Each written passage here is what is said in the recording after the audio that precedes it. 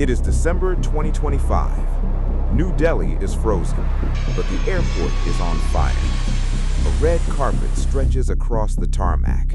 Vladimir Putin steps off his plane. Prime Minister Narendra Modi breaks every protocol to embrace him.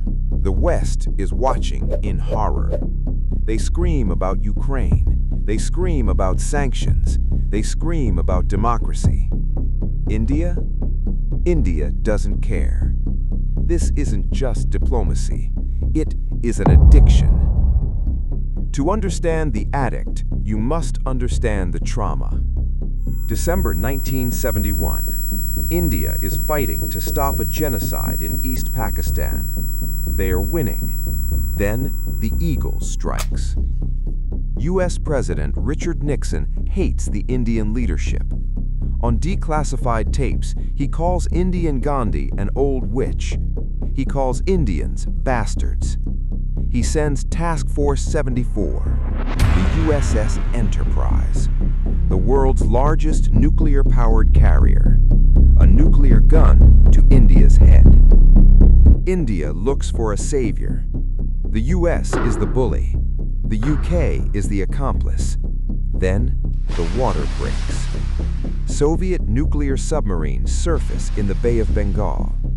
Admiral Krugliakov gives the order, surface the subs, let them see our missiles. The Americans turn back. India wins the war. Bangladesh is born. Fast forward, 1999, the Kargil War. Pakistani intruders are entrenched in the Himalayan peaks. Indian soldiers are dying. They need GPS data to pinpoint the enemy. They ask Washington. The US says no. Indian soldiers fight blind. They take the peaks, but they pay in blood. India realizes the truth. American technology has a kill switch. The response? Total self-reliance. They build Navik, their own GPS. They build Param 8000, their own supercomputer, after the US denied them a Cray XMP. But the dependency is deep. Look at the metal. 85% of the Indian Army's equipment, Russian.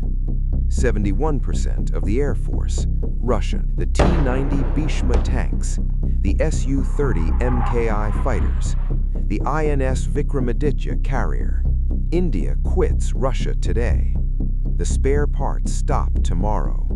The engines stop next week. The Indian military turns into a museum. China is watching. India literally cannot afford a moral compass.